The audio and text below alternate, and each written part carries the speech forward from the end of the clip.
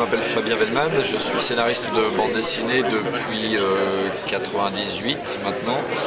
Et mes premiers albums sont sortis vers 2001 avec une série comme Green Manor dessinée par Denis Baudard, Samedi et Dimanche avec Gwen de Bonneval qui est devenu un complice récurrent de pas mal de mes BD.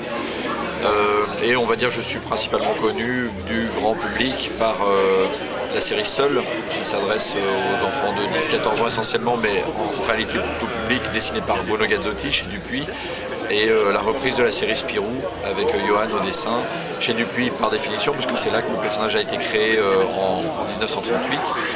Et au-delà de ces séries, je continue à faire plein de ce qu'on appelle des one-shots ou des diptyques, qui sont des récits qui se bouclent plus rapidement, contrairement aux séries, qui pour le coup vont dans des domaines beaucoup plus vastes et qui ne se cantonnent pas au tout public, qui peuvent être plus pour ados, adultes, voire pour ce qui est de la sexualité avec l'herbe et sauvage, vraiment strictement adulte. La chance qu'on a pu avoir avec Bruno, c'est d'être contacté par David Moreau, un réalisateur qui était très motivé pour faire l'adaptation de Seul, et qui, à notre sens, avait bien compris l'essence de ce qu'était la série, contrairement à d'autres producteurs ou réalisateurs qui nous avaient contactés auparavant, qui voulaient gommer la partie un peu tragique de Seul, qui est une série à la fois de divertissement, mais à la fois de divertissement avec un fond qui est relativement dramatique, pour ceux qui connaissent la série. David Moreau voulait conserver ce fond, je crois même qu'il l'a mis en avant d'autant plus, c'est un film assez noir quand même, l'adaptation de Seul, que je conseillerais plus à des adolescents, jeunes adolescents qu'à des enfants. Et effectivement, à partir de là, le deal, c'était comme il respectait les règles de base de la série, on lui a laissé toute liberté pour faire le film. Bruno et moi étions consultants, on pouvait donner un avis consultatif sur la question. Mais au final, David écrivait le film qu'il avait envie de faire. Et on ne voulait pas trop lui mettre de bâton dans les roues parce qu'en fait, c'est déjà très compliqué de faire un film de genre en France. Il avait un budget qui n'était pas énorme. Pour arriver à convaincre des gens de lui donner 6 millions d'euros, il a fallu qu'il se batte comme un malade, ce qui est pas un très gros budget, 6 millions. C'est beaucoup dans l'absolu, mais c'est pas tant que ça pour un film. Donc plus on lui laissait de liberté, mieux il se sentait. Donc au final, le film est assez différent de la série, tout en ayant des points communs et assez évidents. Mais il a une unité qui lui est propre, un ton qui lui est propre. Moi, je trouve que la photographie est magnifique, c'est un film qui est très beau. On a un casting qui est très attachant avec les comédiens. Je préviens juste ceux qui sont vraiment fans de la série de s'attendre à des changements de narration, ce qui est complètement normal. Donc plutôt une belle expérience pour Bruno et moi, qui a donné un film qui malheureusement je pense n'a pas suffisamment fait d'entrée pour une suite. Ce qui a fait partie des règles du jeu par rapport à ce qu'est le cinéma, tout en étant quand même une assez belle réussite, parce que ça a dû faire dans les 400 000 et 500 000 entrées, ce qui n'est pas du tout honteux, et là encore pour un film de genre, ce qui n'est pas un type de cinéma qui est très apprécié de prime abord par le public français. Donc plutôt une belle réussite, qui malheureusement restera sans doute à ce premier opus, alors qu'on sentait bien que David aurait pu potentiellement faire une très belle suite. La façon dont on a envisagé la suite de Spirou avec Johan, c'était déjà de ne pas cantonner Spirou à Franquin, parce que de fait Franquin c'est un peu l'idole indéboulonnable à laquelle on n'a pas du tout envie de se confronter, il est le meilleur dans son genre. Mais la différence sur Spirou, c'est que Franquin a été un des repreneurs parmi d'autres, n'a pas été le créateur de la série, c'est Romvel, on le sait, et qu'il y a eu plein d'autres repreneurs, dont Jean-Claude Fournier, dont Tom et Jean-Marie. Donc par exemple, je n'aurais jamais repris Gaston. Gaston pour moi est vraiment impossible à approcher parce que c'est du pur Franquin. Le Spirou de Franquin est un Spirou parmi d'autres. Les meilleurs albums sont souvent considérés comme étant ceux de Franquin, mais on a essayé de faire abstraction de cette statue du commandeur de manière à ne pas se sentir écrasé. La règle d'or à nos yeux, c'est d'essayer très sincèrement de rendre hommage à ce qu'est la série, s'amuser, parce que si on a un balai dans le fondement, on ne va pas arriver à faire un album, tout en essayant de tenir compte de ce que les gens attendent de nous, mais pas trop quand même, parce qu'on sait très bien que de toute façon, il y a autant de visions de Spirou qu'il y a de lecteurs de Spirou. On a essayé de concilier un peu ce que les gens aimaient. On y a plus ou moins réussi selon les albums. Moi, il y en a dont je suis très fier, d'autres dont je suis moins content, mais c'est normal, ça fait partie de la loi du genre, de même qu'il y a des Franquins qui sont bons et d'autres qui sont moins bons, ou des Fournier, ou des Tom et Jean-Marie. Ceci étant dit, là où on a une réflexion en cours avec Johan, c'est qu'on constate que les enfants ne lisent plus vraiment la série, que notre public, c'est des gens de notre âge, qui l'ont lu parce que leurs parents le lisaient éventuellement. Et quand même de ce côté-là, on aimerait bien tenter quelque chose pendant la fin de contrat qui nous lie à la série vis-à-vis de l'éditeur Dupuis, et de peut-être tenter quelque chose l'année prochaine qui sera un petit peu rock'n'roll, qui va un petit peu bouger les frontières, de manière à ce qu'on puisse tenter quelque chose vraiment vis-à-vis des enfants. Alors le risque, c'est qu'effectivement les aficionados, les gardiens du temple nous en veuillent un peu, ou trouvent que ça leur correspond moins. À la limite, ça fait partie du jeu. J'aurais envie de leur dire à ce moment-là, lisez les one-shots plus respectueux de ce qu'est la série, tels que vous l'avez imaginé, ceux de Émile Bravo, de Schwartz et Yann, enfin tous ceux qui vous plairont. L'avantage maintenant des one-shots, c'est qu'ils vont dans plein de directions. Mais on va tenter quelque chose de très résolument tourné vers les gamins, en espérant que des adultes puissent s'y retrouver. Mais je m'attends à ce qu'il y ait quand même un changement de lectorat. C'est risqué, mais j'ai l'impression que comme Tom et Jory ont voulu tenter quelque chose avec Machine qui rêve, nous ça vaut la peine qu'on tente quelque chose aussi, et je trouve ça plus courageux et plus légitime que de simplement laisser quelque chose avancer, qui est bien, qui fonctionne en l'état, la série fonctionne bien, mais qui ne correspond pas à la mission que nous avait confiée depuis au départ, à savoir renouveler notre lectorat. Donc c'est casse-gueule, on en reparlera dans quelques années pour voir si ça a fonctionné, mais c'est assez excitant pour des auteurs de s'en occuper. S'adresser aux enfants en essayant de faire en sorte que un gamin qui ne connaît pas Spirou puisse entrer dans le récit. Le problème qu'on a actuellement, c'est que pour rentrer dans Spirou, il faut quand même un background qui consiste à dire c'est qui Champignac, c'est qui Fantasio, et les enfants n'ont pas ça. Ils connaissent Spirou, à la limite plus par le petit Spirou, ou par le film qui va sortir. Le nom leur est un peu familier, mais ils connaissent 10 fois plus, par exemple, le Marsupilami. Il n'y a pas de commune mesure en termes de popularité. Donc ça serait sans doute, c'est par exemple le cas des premières pages que je suis en train d'écrire, aussi, alors de le faire de manière humoristique, mais aussi de s'adresser à des gamins qui ne savent même plus qui est Spirou. Et le personnage de Spip me sert un peu à ça, pour jouer une espèce de rôle d'entremetteur, pour dire quoi, vous connaissez pas Spirou, mais c'est impossible. Et pour montrer que bah si, c'est possible de ne pas connaître Spirou, et que plein de gens ne connaissent que le nom, mais ne savent même plus que le personnage existe encore, ce qui est quand même dommage. Donc, après, c'est trop tôt pour en dire plus, il faut qu'on garde un petit peu de surprise, mais on va dire qu'on sera plus explicite au moment de la sortie du numéro spécial du magazine Spirou pour les 80 ans du personnage l'année prochaine, qui seront un peu une manière de montrer que le personnage, 80 ans après sa création, est encore capable de surprendre, de choquer, de créer, j'espère, pourquoi pas même des petites disputes, ça et là, sur des forums où les gens diront oui, pour, contre, mais de montrer qu'il a envie. Et si on regarde dans une vitrine poussiéreuse, moi ça m'intéresse pas en tout cas. Et à ce moment-là, je laisserai le personnage sans problème avec d'autres repreneurs. On va sans doute faire même 3 albums qui seraient résolument orientés dans une direction et faire le point au bout de ces 3 albums. Et en particulier vis-à-vis des enfants, une fois de plus.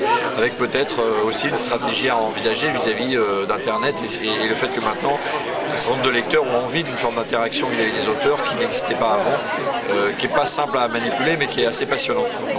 C'est en réflexion avec le nouveau directeur général Dupuis qui est assez partisan de donner un coup de pied dans la fourmilière, ce en quoi je lui suis reconnaissant parce que c'est pas évident d'avoir une confiance accordée par un DG à un moment donné avec un des joyaux de la couronne. Mais en même temps, je crois que chez Dupuis, ils se rendent compte qu'il faut tenter des choses, sinon là encore on se retrouve dans une sorte de gestion de marque avec tout ce que ça comporte de routine et moi je n'écris pas une reprise comme Spirou pour m'installer dans une routine, ça m'intéresse pas. Là encore, je préfère échouer dans une tentative et passer le relais que de rien tenter. Alors Paco les Mains Rouges, c'est un diptyque édité par Dargaud et dessiné par Eric Sago. Il a fallu un peu de patience pour que le 2e album sorte parce qu'en fait Eric est quelqu'un de très méticuleux et dont les pages sont de pure merveille, c'est des petits chefs-d'œuvre qui ressemblent à ce qu'on pourrait appeler de l'art naïf ou de l'art brut, mais c'est bien entendu pas ça du tout, c'est extrêmement maîtrisé, mais il y a une fluidité, il y a une forme de simplicité qui est magnifique et qui se prêtait très bien au récit qui, pour le résumer, est l'histoire d'un homme condamné au bagne à perpétuité pour un meurtre dont on ne sait pas exactement ce qu'il a été. Dans les années 30, se retrouve en Guyane et va devoir apprendre à survivre dans un milieu qui est quand même fondamentalement ultra violent et où les tatouages ont une importance. Et le dessin d'Eric se prêtait très bien au jeu de cette histoire pour 2 raisons, 3 en fait. L'une, c'est qu'il connaît très bien la Guyane, il y allait plein de fois, il avait une documentation monstrueuse sur le bagne, c'est lui qui a été à l'origine du projet. La deuxième, c'est que son dessin, faussement naïf, adoucit un peu la violence qui est quand même très présente dans cet univers carcéral. Il y a des scènes qui seraient insupportables si elles étaient dessinées de manière réaliste. Et la dernière raison, c'est que ce côté-là encore faussement naïf fait penser à une forme d'art brut qui est celle des tatouages. Les tatouages qui étaient beaucoup faits en particulier à Biribi, plutôt dans les bataillons d'Afrique, et qu'on a retrouvés ensuite au bagne. était fait des fois par des vrais artistes, des fois par des gens qui bidouillaient. Et il y a des photos de tatouages qu'on revoit maintenant qui sont assez touchantes de maladresse en fait. Le dessin d'Éric, une fois de plus, n'est pas du tout maladroit. Il est faussement naïf, mais peut rendre une partie de cette poésie qu'a l'art brut.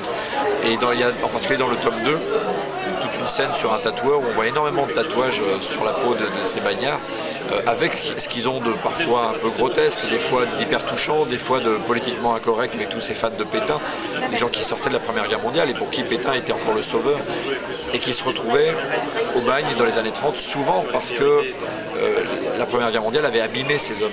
Et des études actuelles montrent quand même qu'énormément d'anciens poilus se sont retrouvés avec des problèmes psychiatriques extrêmement graves ou de criminalité, mais souvent liés à des problèmes psychiatriques, ou de jalousie en rentrant de la guerre et en retrouvant leur fiancé avec un autre homme.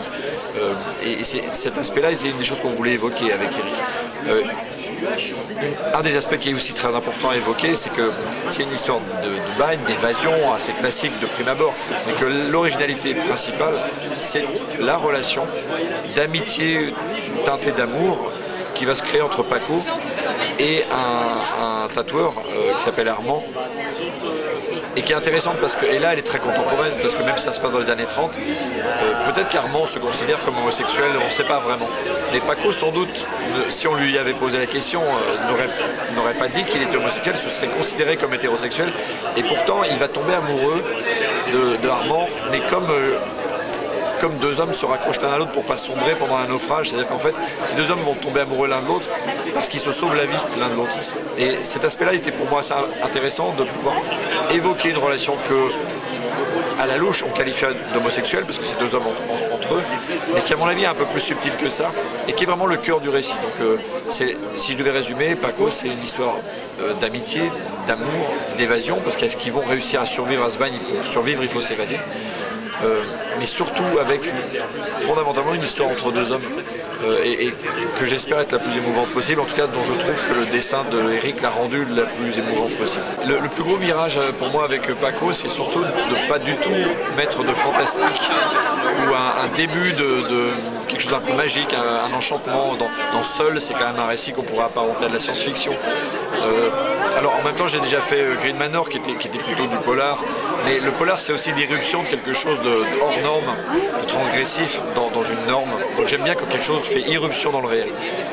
Effectivement, dans le cas de Paco, j'ai eu une vraie hésitation en me disant est-ce que je me sentirais à l'aise dans cet univers. Et c'est le tatouage qui a d'abord été la porte d'entrée pour moi, parce que le tatouage, c'est l'irruption de l'imaginaire dans un univers clos. Et il s'avère que ce sujet-là, il est très important à mes yeux, parce que je pense que autant tout le monde n'a pas une expérience de la vie carcérale, heureusement, parce que c'est une expérience qui est très dure, autant tout le monde, en ayant été enfant, a une expérience de ce que ressent un prisonnier, à savoir quand on guide ses faits et gestes, et quand on lui dit à telle heure tu fais ça, à telle heure tu fais ça.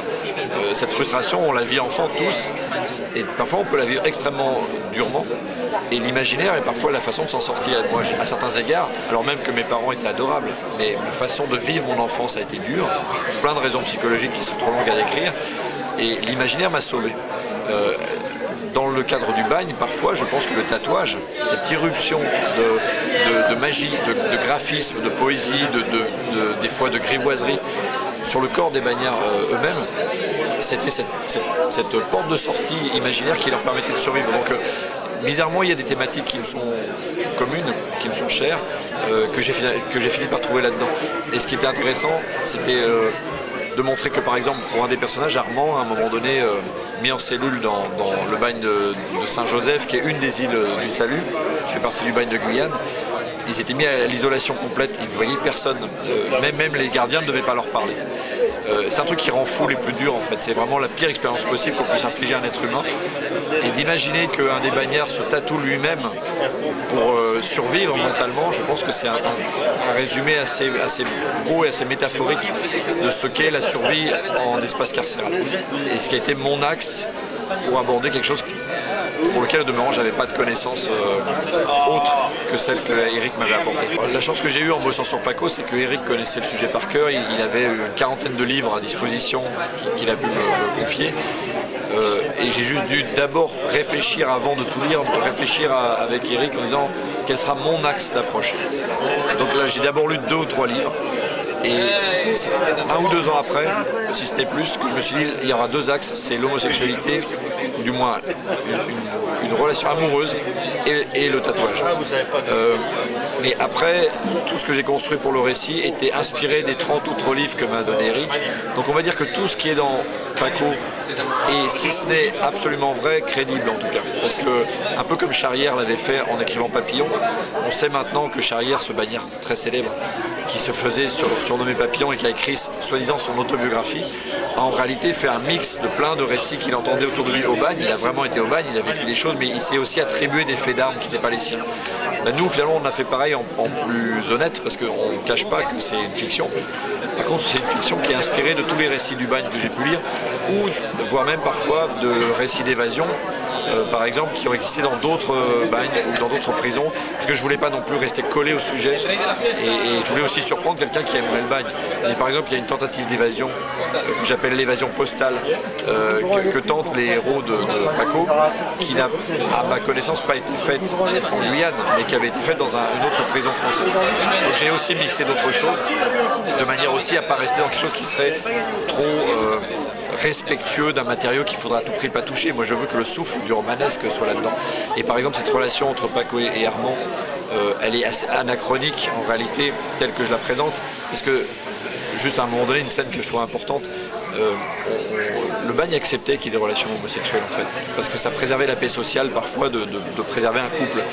Mais le bagne et l'administration pénitentiaire exigeaient de savoir qui était actif, qui était passif, ce qui est très révélateur de l'administration française de cette époque, et je dirais encore maintenant, parce que je pense qu'on fonctionne un peu comme ça, c'est que celui qui est actif est considéré comme un homme. Celui qui est passif est considéré comme une femme. Il n'a pas les mêmes droits, même juridiques en fait. Il a un statut quasiment de mineur. Et je fais dire à Armand et Paco que tous les deux se déclarent actifs auprès de l'administration pénitentiaire, ce qui est en fait assez anachronique. Je ne pense pas vraiment qu'un couple aurait pu dire ça à l'époque, mais c'est... Allez, là c'est mon droit à la fiction, et je trouve que ça les rend beaucoup plus intéressants, et après tout, peut-être que c'est arrivé. Mais j'aime bien l'idée qu'ils aient eu un peu de longueur d'avance sur les mentalités, de manière aussi, en plus, à créer de la tension dans le récit, parce qu'à partir du moment où ils se déclarent tous les deux actifs, ce qui était vaguement toléré ne l'est plus. Et ni de l'administration pénitentiaire, ni de leurs codétenus, qui n'auront de cesse que de vouloir les abattre. En fait. Donc l'évasion va devenir de plus en plus compliquée, voire même impossible, mais là je laisserai les lecteurs le découvrir. Le gros projet sur lequel je travaille actuellement, c'est un récit qui s'appelle Le Dernier Atlas, qui est un gros projet dans le sens où on est nombreux à bosser dessus. Je suis aidé au scénario par Gwen de Bonneval, mon vieux compagnon de route. C'est Hervé Tancrel qui fera le plus gros du dessin, mais il sera secondé par Fred Blanchard, et la mise en couleur sera faite par Laurence Croix. Donc c'est tout cet équipage-là est là pour un récit assez fleuve, puisque ça sera 3 gros bouquins de 200 pages chacun, et qui seront une uchronie sur l'histoire de France, où on se permet d'ajouter un élément un peu fun qui est l'existence de robots géants qui de fait n'ont jamais existé, mais qui vont nous permettre de montrer par métaphore ce qu'a été la France de De Gaulle, et en particulier alors une France uchronique avec des dates modifiées, mais une France qui, dans notre univers uchronique, a découvert le pétrole en Algérie 10 à 15 ans plus tôt que dans les faits réels. Et on s'interroge sur ce qu'aurait été le destin de la colonie algérienne et de son éventuelle indépendance avec cette découverte bien en amont, parce qu'en fait elle a eu lieu en 1956 dans la vie réelle. Et une fois qu'on a découvert qu'il y avait du pétrole en 1956, ça a énormément tendu la guerre, parce que d'un seul coup les enjeux devenaient énormissimes. Mais si la France avait su plus tôt qu'il y avait des réserves énormes de pétrole dans le Sud-Sahara, sans doute que les choses se seraient passées différemment, c'est ce qu'on veut dire. Et les robots géants ne sont là que pour rendre le récit plus agréable au lecteur et donner envie à des gens de s'approcher d'un récit que peut-être sans ça ils n'auraient pas voulu lire. Si on dit aux gens, on va vous parler de la guerre d'Algérie et de la politique énergétique française, c'est pas très funky, et en plus on risque de ne prêcher que des convertis. Si on dit à des gens, allez venez, c'est un récit, il va y avoir des aliens, il va y avoir des robots géants, parce qu'il y aura aussi des aliens, mais ça prend place dans un contexte qui est finalement assez crédible, et qui serait celui d'une France uchronique dont j'aimerais bien que vous y réfléchissiez avec nous, comme un jeu de réflexion, pour, j'espère, amener à du débat et à des questionnements sur ce qu'a été cette colonisation, ce qu'a été l'immigration en France, en partie due à cette guerre, et qui, à mon avis, pourrit encore en partie le terrain politique contemporain, et nourrit une forme d'arabophobie ou de musulmanphobie de la classe française vis-à-vis des ressortissants français, mais qui sont issus de l'immigration algérienne. Donc j'aimerais bien aborder tout ça et que ce soit agréable à lire, et ça se présente vraiment comme un thriller au départ. Donc apparaître sans doute début 2019, c'est un très très gros boulot, mais qui me prend la majorité de mon temps actuellement.